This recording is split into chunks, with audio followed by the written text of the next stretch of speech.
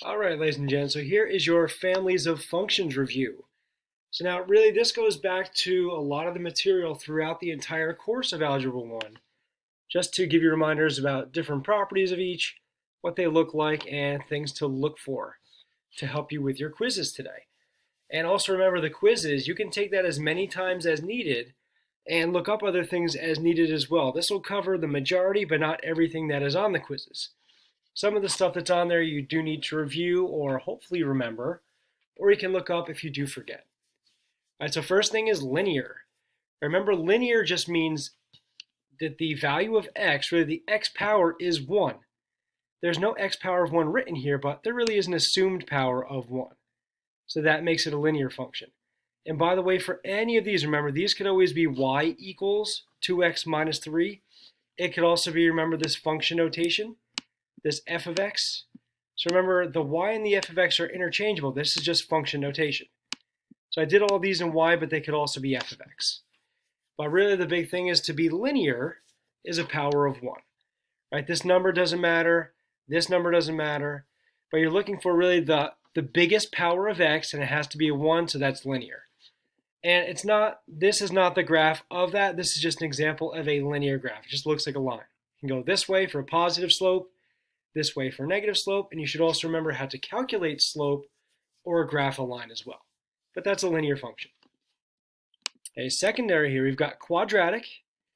Quadratic function, like the linear, has a highest power of 2. So notice if I had just this power, that would be linear because there's a 1 there, but there's a 2 here. So you always go by the highest power. Linear had a highest of 1, quadratic has a highest of 2. Right? So it can be in this form. Remember, this is standard form, and this is actually vertex form. So notice this is still x squared in here. It's just separated with this minus 4, but that is still a quadratic. And it's going to look like this horseshoe shape, which is a parabola. And if your x value is positive, like this would open up because it's 5, right? This opens up. Because it's negative 2, this would open down. And the nice part to do these, remember, you can find out all your graphs, your tables, your vertex. This is in vertex form, so your vertex is right here. Do the opposite, right? 4, and the exact one here, so 1. So 4, 1 would be this vertex. That's why this form is nice, because you can read it off. To do this one here, you'd have to do the good old axis of symmetry formula. And if you remember that, that's x equals negative b over 2a. All right, so that's how you would start to find the vertex of that. This would just give you the axis of symmetry, right? Your a value is here, your b value is here, your c value is here. Plug it all in to find your axis. Whatever that number is, then plug it back into these x's to get your vertex. So these are quadratics. This is what we spend a lot of time in Algebra 1 on, and it leads you all into Algebra 2 and further. So quadratics, that's power of 2. Okay, absolute value. This one I think is pretty obvious. Like the square roots, they have either absolute value bars or square roots. All right, so the absolute value, you've got this, and so it's pretty obvious with that, but the graph has this V shape to it. So graphs are very obvious. And again, the nice part is you can plug in numbers and find out how these work and where your tables guide the graphs just by putting numbers in. But remember, whatever you do, if you put in, say, a 0, right? 0 minus 3 is negative 3. Then you do the absolute value, which is positive 3, plus 2 would give you 5. So you do the absolute values are like grouping symbols like parentheses. Once you do the operation inside, then you do the positive values. And you could create a whole table that way. All right, so that's absolute value. For square root functions, so just like I said with absolutes, these are pretty obvious because they're square root. And they have this half parabola shape. It's usually only one piece, right? So it can go this way, it could go the opposite way, it could even go underneath the x-axis, either way. But typically they look like this. And remember, there are values that do not work in some of these.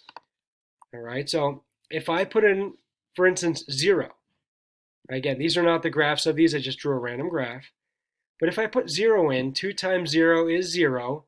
0 minus 3 is negative 3. Square root of negative 3 is, it actually gets into that imaginary thing. So it doesn't exist, it would turn imaginary, so there's some bad values that come out. So be careful of that with square roots. All right, so then exponential is the last type. Exponential, you can tell there's no symbols in there, but your power is the x. All right, so that's the exponential function. So for this, anytime you see power of x, it's exponential. Then you get into the whole idea of growth and decay. So remember, this would be growth. Well, actually, it depends. So the number here, you've got the number to the power. As long as this number here is bigger than 1, you're going to have growth. Right? 5 to the first, you plug values in. 5 to the first is 5. 5 to the second is 25. 5 to the third is 125. It gets bigger very quickly. So it's exponential growth, and it goes by this base number. If this number is less than 1, like a fraction, 1/2, 0.1, one of those numbers, anything less than 1, usually bigger than 0. We can have negatives, but so growth is a bigger value than 1, decay is a smaller value. Because if you had a half, for instance, a half, then a half of a half, then a half of a half of a half, and so forth. So growth comes from here, and decay also comes from here. Again, this number does not matter, this just shifts your graph. All right, lastly, for all of these, you can talk about domain and range. Remember those fun terms? So like this graph, for example, domain is all the x values. Does it go everywhere left and right? Yes, even though it goes up and down, it covers everything left and right. So this is all reals for domain. And remember, for that, you've got this notation, domain and then the all reals, right? So that would be that. For the range, does this go all the way up and down? And remember, you have to consider all the values, even way out on the ends, but this would eventually go all the way up forever. This would go all the way down forever. So your range would be all reals. Right, so that's a nice shorthand for these. So all reals for domain and range for a simple linear function. But for example, for quadratic domain, these do go everywhere to the right, everywhere to the left, even though they go up sharply. But notice, is the graph ever down below here? And no. So domain for this would be all reals for domain, left and right. Range, say this number was 1. Range would be where y is greater than or equal to 1 because it only goes above 1, right? Only goes up. There's nothing below.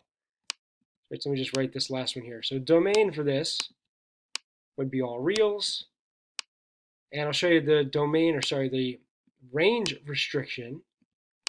Range would be all reals, so we can put this down, but you also put the restriction, which is, let me write this out, y has to be greater than or equal to 1.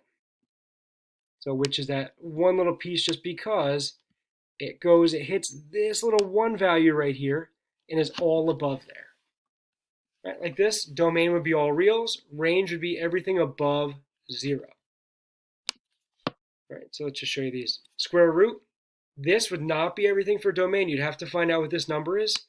Say this was 2, this would be all reals for domain, but x has to be greater than or equal to -2. All right, so that would be your domain. Range would be all reals except y has to be greater than 0 to go above here. So they do get trickier at domain and range, but you should be able to solve those as well. Right, domain for the last one, all reals because it goes everywhere left and right. And range would be all reals, but y has to be greater than or equal to 0. Right, it's all above here. It goes right along the x-axis, but it does not go below. All right, so there's your reminders about all these. So do the best you can on your quizzes. And remember, you can take it multiple times. It's good to practice that as well, because this really does sum up all of the, well, not all, but most of the key material from Algebra 1. All right, so do the best you can on quizzes, and I will talk to you soon.